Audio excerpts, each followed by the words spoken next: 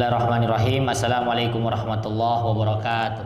Waalaikumsalam warahmatullahi wabarakatuh. Alhamdulillah wassalatu wassalamu ala Rasulillah wa ala alihi wa sahbihi wa man wala amma ba'du. Allahumma inna nas'aluka ilman nafi'an wa rizqan tayyiban wa amalan mutaqabbalan. Allahumma anfa'na bima 'allamtana wa 'allimna ma yanfa'una warzuqna uluman tanfa'una fid dini wad dunya wal akhirah. Amma ba'du. Bapak Ibu yang berbahagia dan dimuliakan oleh Allah Subhanahu wa taala, alhamdulillah atas izinnya kita bertemu kembali sama-sama setelah di pekan sebelumnya itu tidak ada kajian, diliburkan sementara waktu karena ada yang namanya ujian kenaikan tingkat daripada binaan-binaan Mu'allaf Center Sulawesi Tengah, dan nilai sudah terkumpul, sebagian besar sudah ada sama saya nilainya. Mau diumumkan hari ini, berhubung beberapa ustazah itu ada agenda di luar, agenda keluarga di luar, maka kurang afdol kalau tidak lengkap. Jadi kami putuskan bahwa pembelajaran hari Senin sudah bisa dimulai kembali, nanti akan diumumkan pekan depan di kelas masing-masing.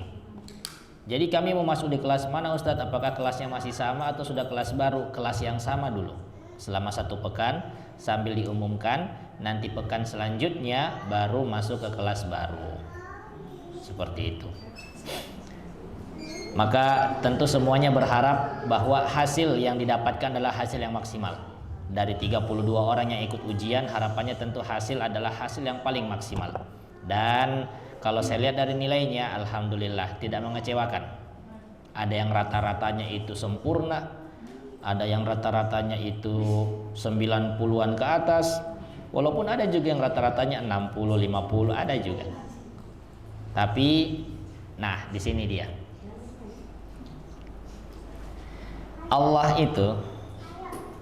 Allah Subhanahu wa ta'ala tidak melihat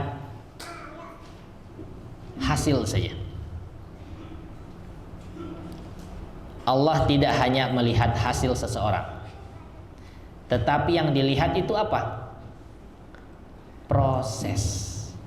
Usaha terus menerus, tidak berhenti untuk mau belajar, itu yang dilihat oleh Allah Subhanahu wa ta'ala. Masih ingat kisah tentang pembunuh? Ada suatu kisah yang disampaikan oleh Rasulullah Shallallahu Alaihi Wasallam. Kalau misalnya ibu-ibu ada yang lupa, kita ceritakan kembali tentang orang yang pernah hidup di zaman sebelum beliau. Semasa hidupnya laki-laki ini sudah membunuh 99 orang. Nyawa manusia yang dibunuh ini, Bu. Nyawa manusia, bukan ayam, bukan. 99 orang sudah dibunuh, namun tiba-tiba Allah berkehendak untuk membalikkan hatinya, ingin mau bertaubat. Maka singkat cerita, ia bertanya kepada masyarakat sekitarnya tempat ia tinggal, di mana saya bisa berkonsultasi tentang kegalauan yang saya rasa. Saya tidak nyaman dengan apa yang saya lakukan hari ini. Semua aktivitas maksiat yang saya lakukan, bahkan dosa-dosa saya yang terdahulu itu terus menghantui pikiran saya. Di mana saya bisa mencari solusi ataupun hal jawaban yang bisa menenangkan hati saya.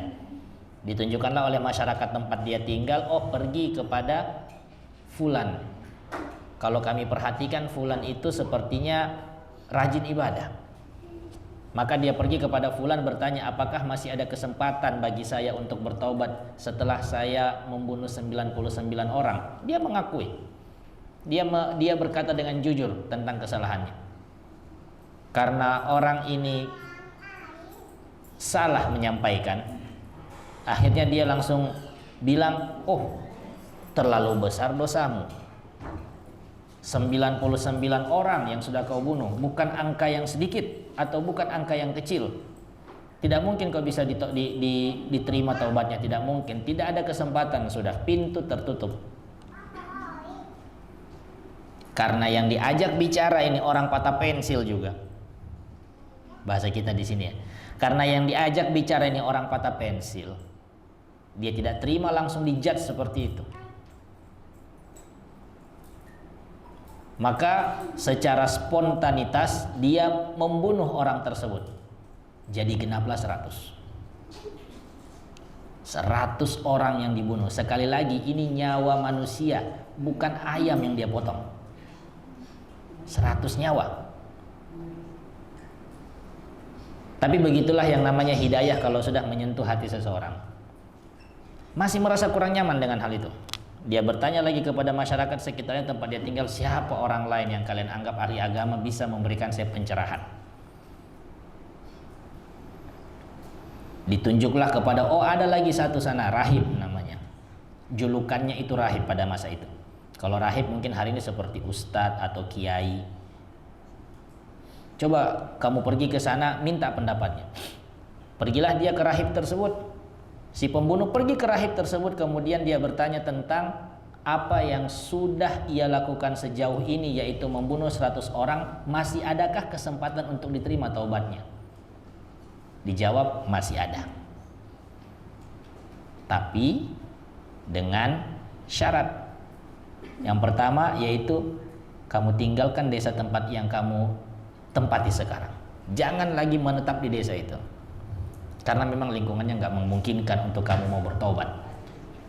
Untuk mendukung perubahan kamu yang positif nggak mungkin bisa terjadi di desa itu. Ini catatan bahwa lingkungan sangat mempengaruhi. Dan setelah kamu keluar dari desa itu, kata rahib, pergilah ke desa seberang, kemudian kamu memulai hidup baru di sana.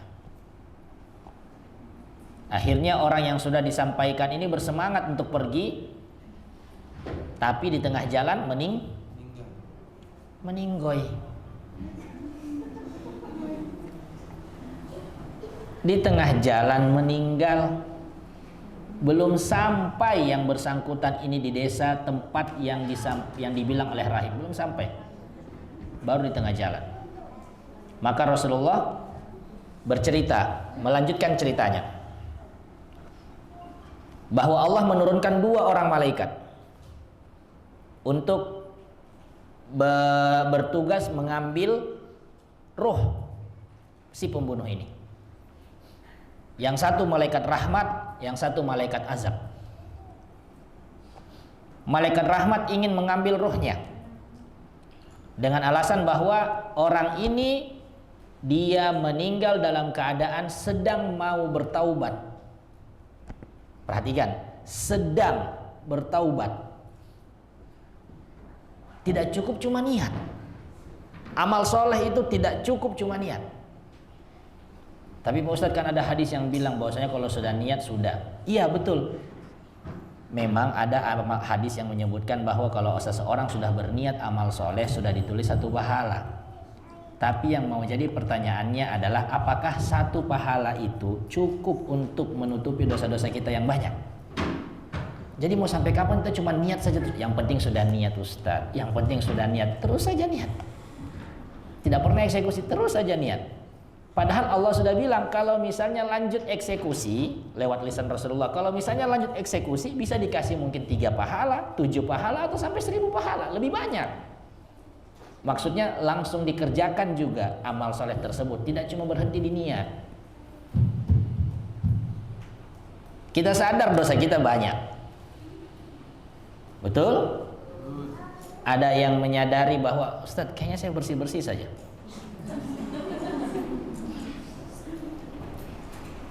Kayaknya setiap hari saya istighfar kok Ustadz, setiap hari saya sholat taubat, kayaknya saya bersih terus Ustadz.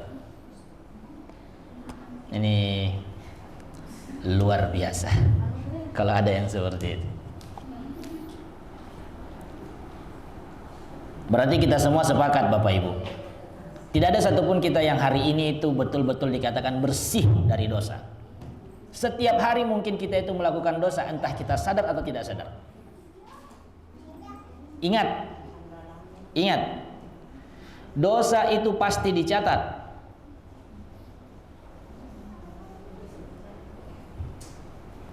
Dosa pasti dicatat. Tapi amal soleh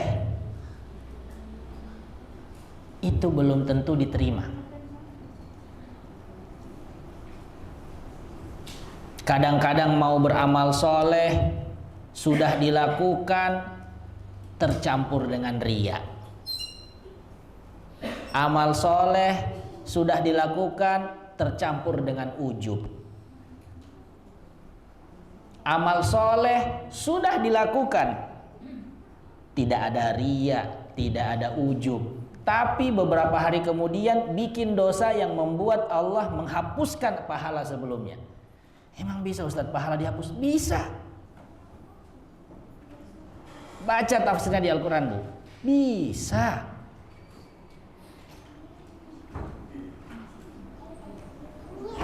Makanya jangan kita pernah berhitung-hitung soal amal soleh. Oh, saya sudah tahajud Ustadz, saya sudah sedekah, saya sudah berbakti, saya sudah selalu membagi makanan sama tetangga, saya sudah berbuat baik.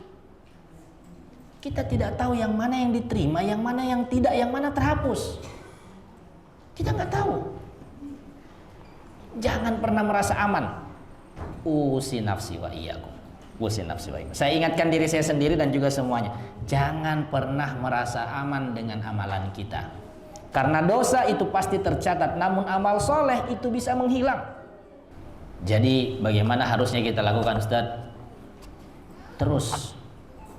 Terus berusaha memperbaiki diri, terus pelan-pelan menambah amal soleh. Jangan pernah berhenti. Ingat yang Allah pengen perhatikan dari kita itu proses. Sama seperti pembunuh tadi, dia berusaha mau bertaubat, sedang mau bertaubat di perjalanan. Makanya itu menjadi dasar tadi malaikat rahmat untuk mengambil ruhnya. Saya mau mengambil ruh orang ini, si pembunuh ini, karena dia sedang bertaubat.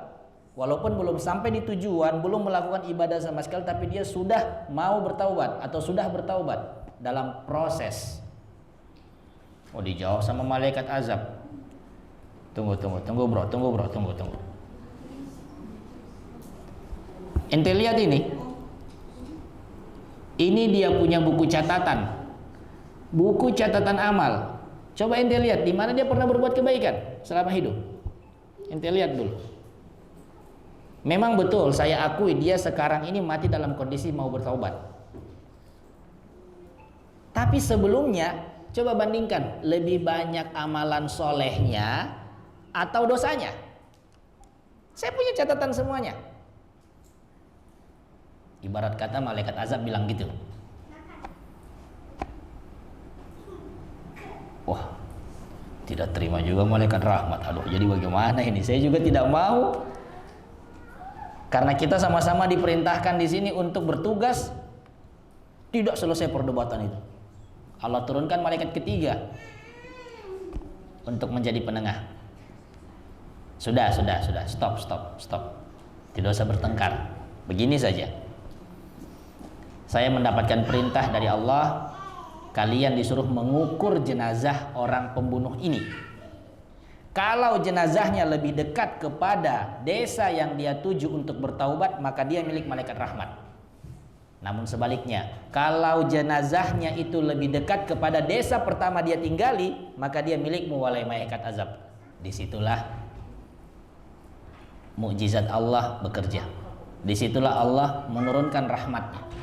Disitulah Allah mencintai orang-orang yang selalu berproses untuk bertaubat, yang selalu berproses untuk memperbaiki diri.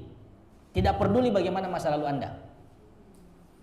Ternyata Allah jadikan jasad pembunuh itu lebih dekat kepada tempat dia mau hijrah, tempat desa yang dia tuju, tempat yang dikasih tahu sama si rahib tadi untuk pergi bertaubat di sana. Tidak mungkin kan jenazahnya mau geser-geser sendiri, dengar percakapan malaikat, oh saya geser sendiri, tidak mungkin.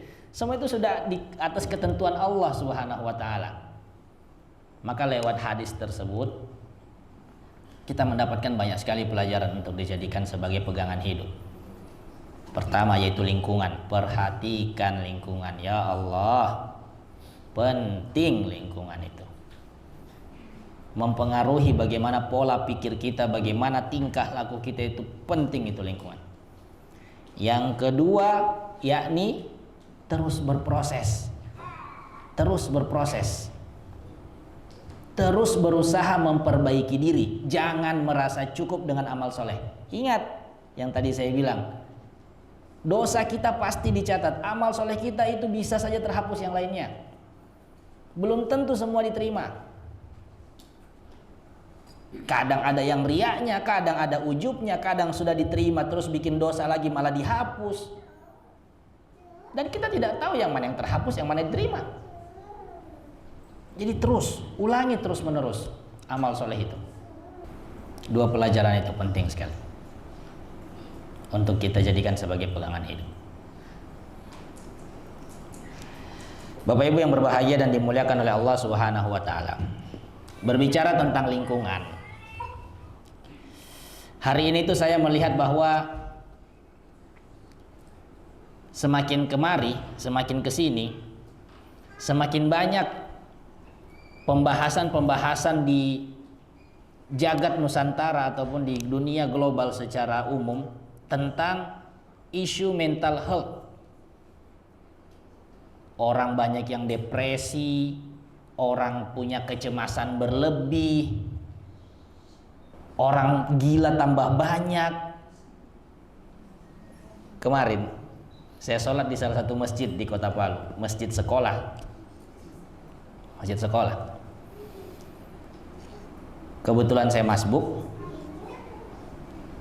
Kemudian ketika masbuk itu saya lihat ada salah satu anak muda. Saya lihat umurnya itu belum sampai anak kuliah, masih umur SMA. Juga masbuk dengan saya, dia lagi perbaiki sarungnya. Kemudian ada satu orang tua juga masbuk. Mereka menunggu untuk imam ini salam dulu, ya toh, baru mau bikin jamaah sendiri. Saya menganggapnya begitu, karena orang sementara sholat mereka nggak langsung ikut nimbrung sholat, berdiri dulu di belakang. Boleh nggak seperti itu, Bu? Tidak boleh. Kalau kita datang terlambat ke masjid, dapat imam sementara ruku kah atau sementara sujud, jangan tunggu dia berdiri dulu baru mau masuk shaf. Namun yang benar adalah langsung masuk shaf juga saat itu. Takbiratul ihram dulu, Allahu Akbar, baru langsung menuju gerakan yang sudah dilakukan imam. Misal dia sujud, langsung takbir sujud, Allahu Akbar. Takbiratul ihram dulu, baru langsung masuk kepada gerakan imam, gerakan mengikuti imam. Jangan nunggu dia mau berdiri dulu baru masuk rakaat, kurang tepat. Saya lewati dua orang itu, saya pergi berwudu, kemudian saya kembali lagi ke masjid, melakukan ibadah sholat sampai selesai salam, assalamualaikum warahmatullah, assalamualaikum warahmatullah. Anak muda tadi yang terlambat itu, dia ada di sebelah kanan saya. Kemudian dia lihat saya dengan mata melotot. Kan di belakang musola itu ada gor badminton, punyanya sekolah itu, ada gor badmintonnya.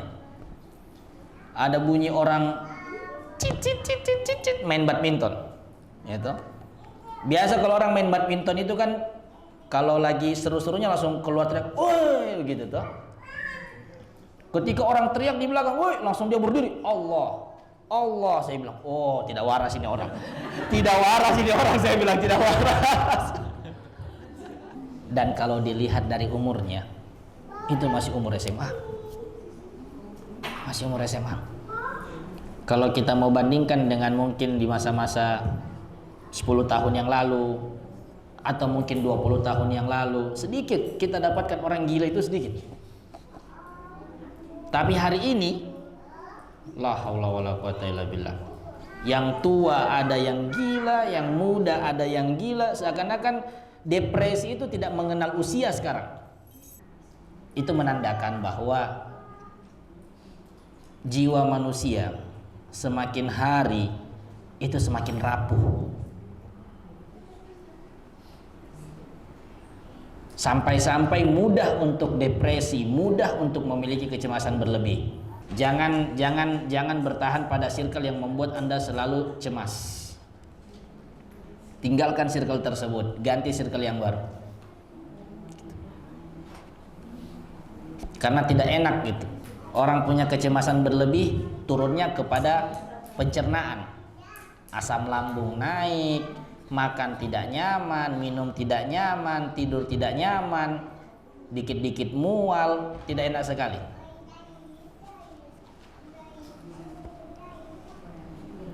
Nah, kita kembali kepada tema tadi kita itu.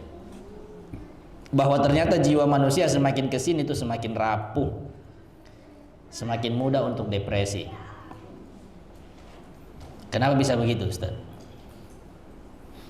Ternyata lingkungan yang membentuk kita. Hari ini kita hidup di antara dinding-dinding media sosial yang selalu mempertontonkan apa saja dari perbuatan manusia. Bukan hanya perbuatan saja yang dipertontonkan, bahkan kadang-kadang pencapaian-pencapaian dipertontonkan. Sudah sukses, banyak hartanya, ada juga keluarganya baik-baik. Semua yang tampak di frame itu yang baik semuanya. Enak ya, pasangannya baik, enak ya, hartanya banyak, enak ya, tidak ada cicilannya, enak ya, begini begitu. Yang tampak di media sosial kita selalu semua pencapaian yang instan, sehingga semakin sering kita terpapar dengan hal itu, semakin tumbuh yang namanya rasa iri, rasa hasad dalam hati. Awal-awalnya itu iri, enak ya, seandainya saya begini. Seandainya itu sudah tempat masuknya setan.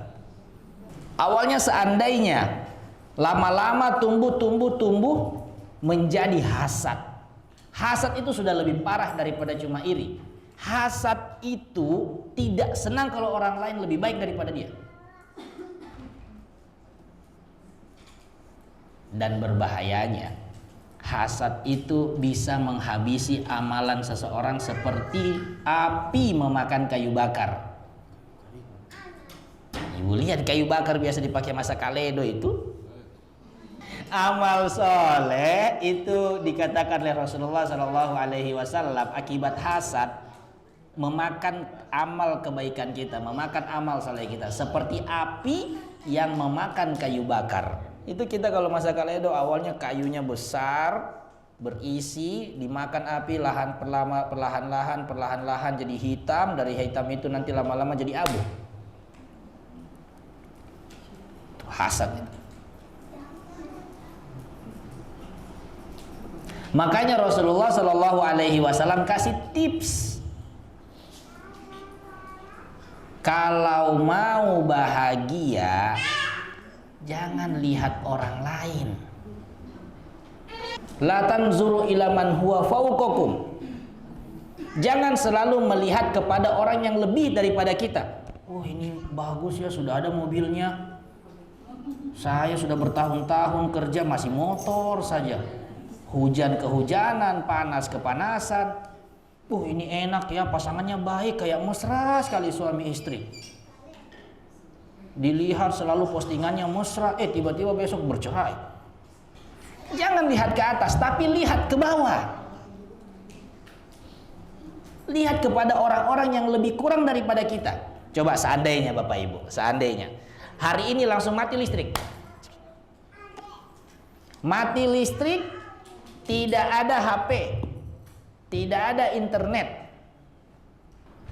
Kemudian Bapak Ibu duduk di pondok-pondok di rumah misalnya, ada suami, ada istri, ada anak-anak juga ikut duduk, ada cucu juga ikut bermain lari-lari di bawah pohon gersen, mungkin menantu sebagian yang tak kumpul di situ ikut masak pisang goreng, duduk sama-sama menikmati waktu.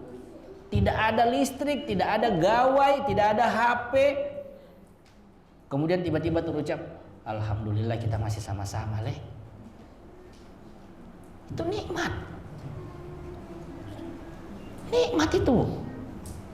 Maka untuk memunculkan kebahagiaan, kuncinya kata Rasulullah, jangan lihat ke atas, lihat kepada orang-orang yang lebih kurang daripada kita. Karena semakin sering kita membandingkan diri kita dengan orang yang lebih, fahuwa ajdaru alla tazdaru ni'mat Allah. Hal itu akan membuat kita semakin lupa nikmatnya Allah. Padahal cuma duduk sama-sama satu keluarga rukun makan pisang goreng di bawah pohon gersen ditiup angin sore, itu sudah nikmat. Jangan sampai keseringan kita melihat nikmat orang lain, kita buta bahwasanya di sekitar kita itu sudah banyak Allah kasih nikmat. Jadi suka membandingkan diri dengan orang yang lebih dari kita, itu racun. Racun yang tidak akan pernah bisa sembuh kecuali kita mau berhenti daripada itu. Berhenti membanding-bandingkan dengan orang yang lebih dari kita. Allah bilang apa? Was'alullaha min fadlihi. Wala tatamannaw ma faddalallahu ba'dakum ala ba'din. Lirrijali nasibu mimma tarakal walidani wal aqrabun walin nisa'i nasibu mimma tarakal walidani wal aqrabun. Jangan, kata Allah, kalian selalu melihat yang namanya nikmat orang yang lebih. Semua sudah ada takarannya. Semua sudah ada takarannya. Rezeki sudah tertakar dan tidak akan tertukar. Kalau mau lebih, minta sama Allah. Usaha. Doa plus usaha. Jangan berharap punya orang lain, jangan.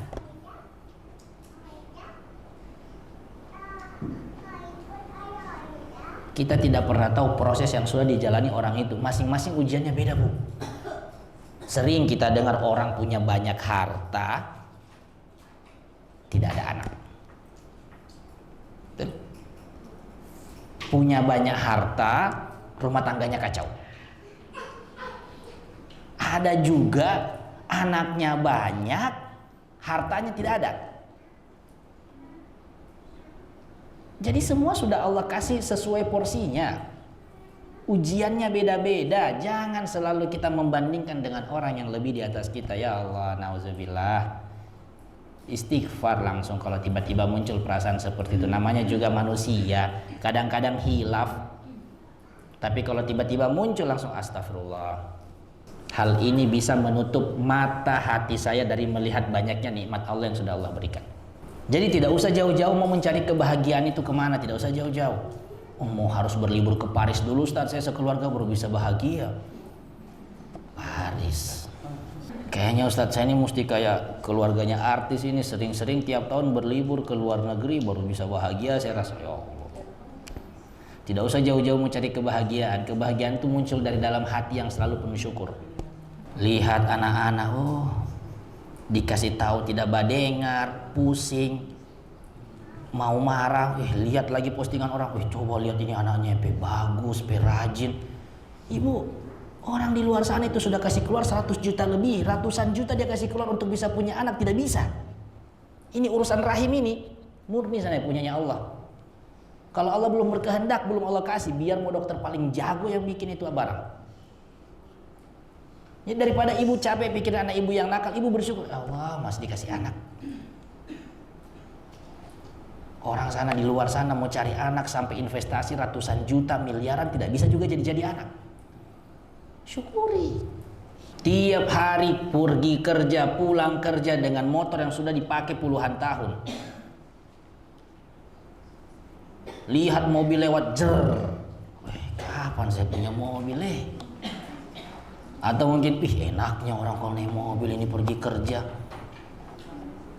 Terus habis tidak lama dia lihat ada teman kerjanya di samping pulang pergi berjalan kaki. Ya Allah, saya ini terlalu banyak menuntut. Teman saya ini lebih lama kerja saya di tempat kerjaku. Setiap hari saya lihat jalan kaki. Saya dikasih motor masih minta lebih.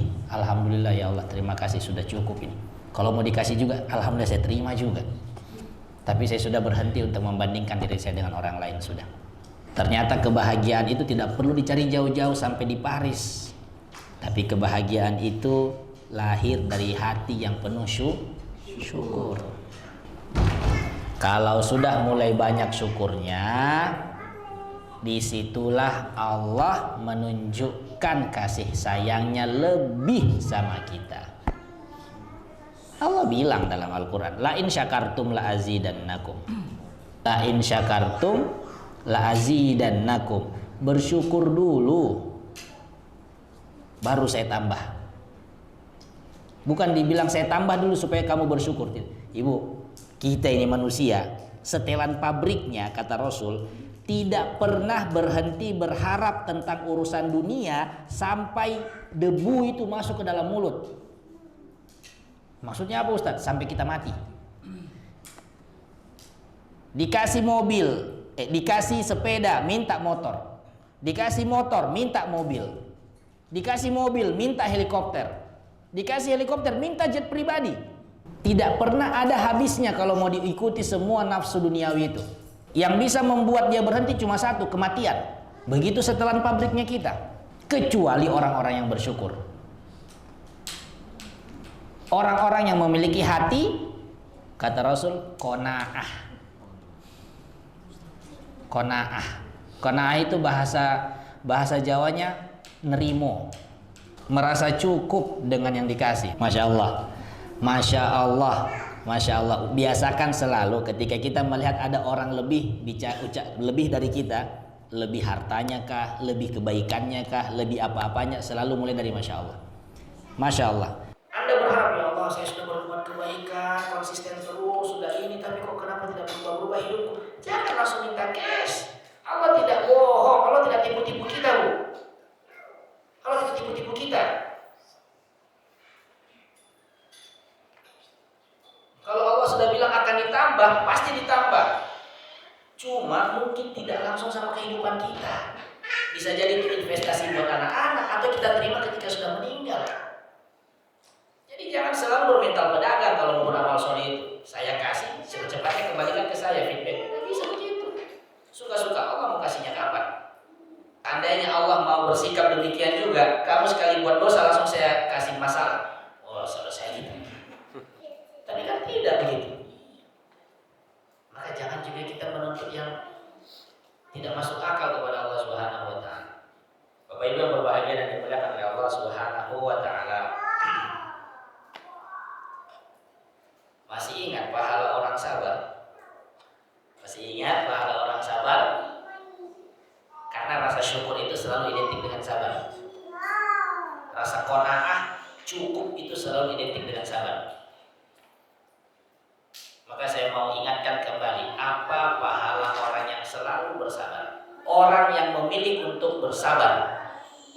Jawabannya ada dalam Al-Quran ketika Allah Subhanahu wa taala mengatakan bahwasanya innama yuwaffas sabiruna ajrahum bighairi hisab. Pahala orang bersabar itu tidak terbatas.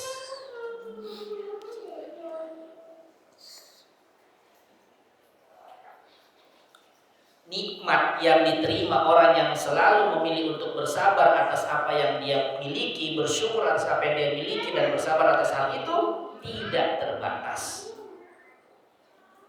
Begitu tulisannya di Al-Quran. Dan sekali lagi saya bilang, Bu, saya ingatkan juga diri saya tekankan sama diri saya, Allah tidak tipu-tipu kita. Kalau dibilang tidak terbatas, pasti tidak terbatas. Makanya saya ingin menutup dengan sebuah refleksi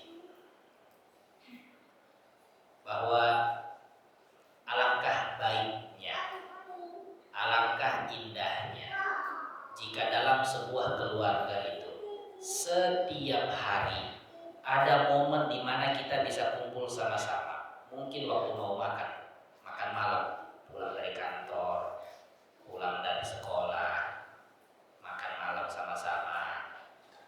Kemudian ketika sedang makan sama-sama itu, Ibu tolong, yang misalnya di keluarganya tidak punya kebiasaan makan sama-sama, tolong diubah perlahan. Makan itu termasuk media Nabi untuk mengajarkan, menanamkan ilmu kebaikan kepada keluarganya. Sebagai contoh, saya skip dulu yang tadi nih, saya baca dulu sedikit.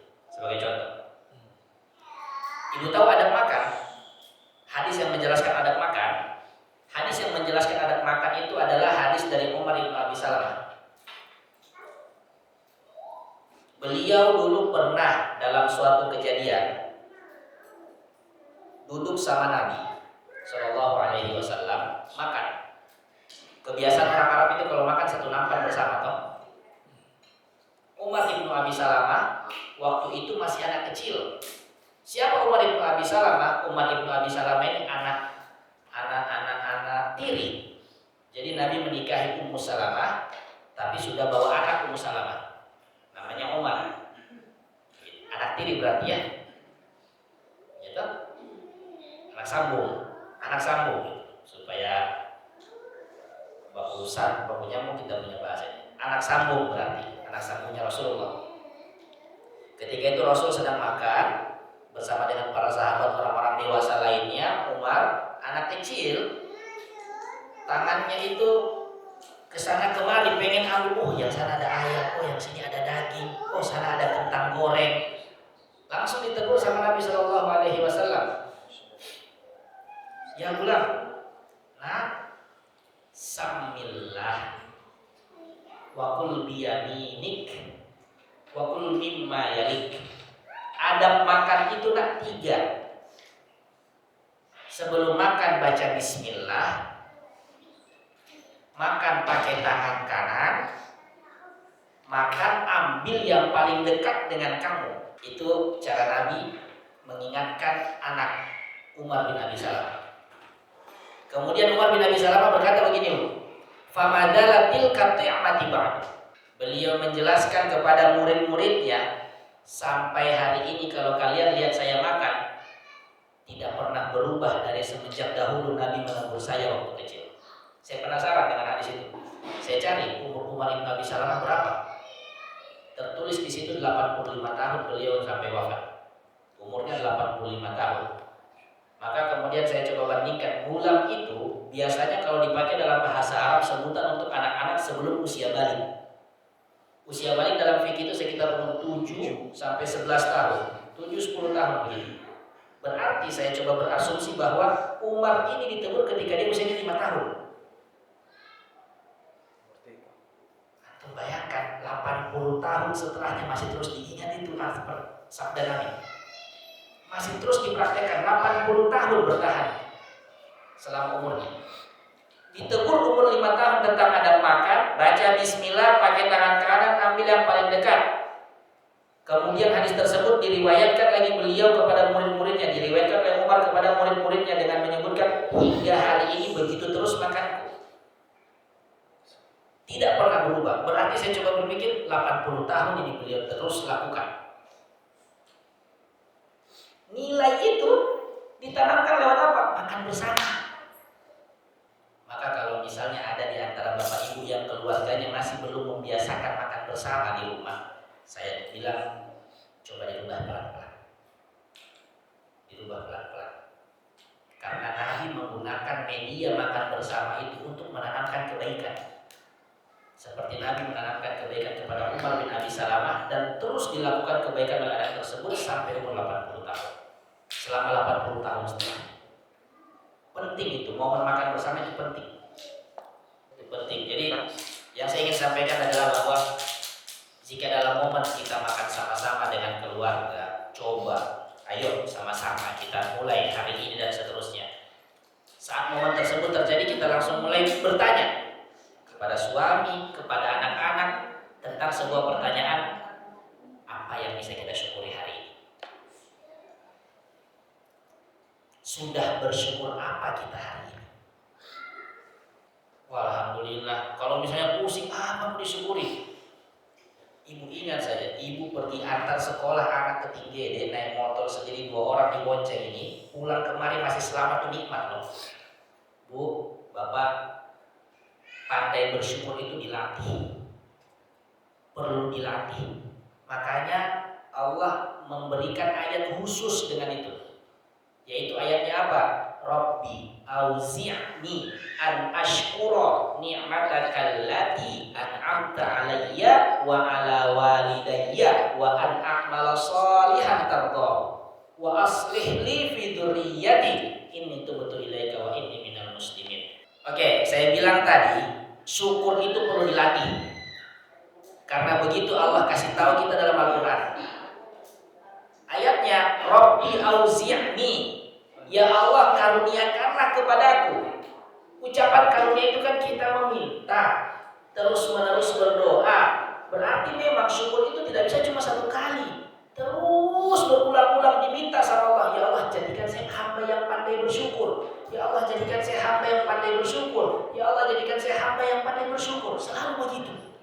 Rabbi auzi'ni, ya Allah karuniakanlah kepadaku untuk mampu mensyukuri nikmat-nikmat yang Engkau berikan. Ini, kalau kita bingung toh, tadi mau bertanya sama keluarga, nikmat apa yang kita syukuri? Lihat dalam beberapa hal ini.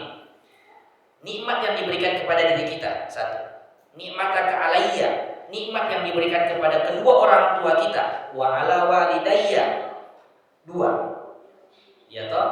Yang ketiga, wa an a'mal shalihan tardah, kita dimudahkan untuk beramal soleh, itu juga nikmat. Kemudian yang terakhir, yang keempat adalah anak keturunan.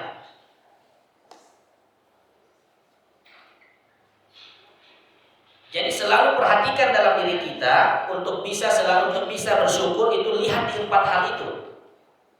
Nikmat saya sendiri, mungkin harta saya, usaha saya dan sebagainya, pekerjaan saya, nikmat saya sendiri yang ada dalam diri saya, nikmat yang diberikan kepada kedua orang tua saya, nikmat yang diberikan kepada kemudahan saya beramal soleh, yang terakhir adalah nikmat yang diberikan kepada anak keturunan saya. Begitu urutannya dalam ayat.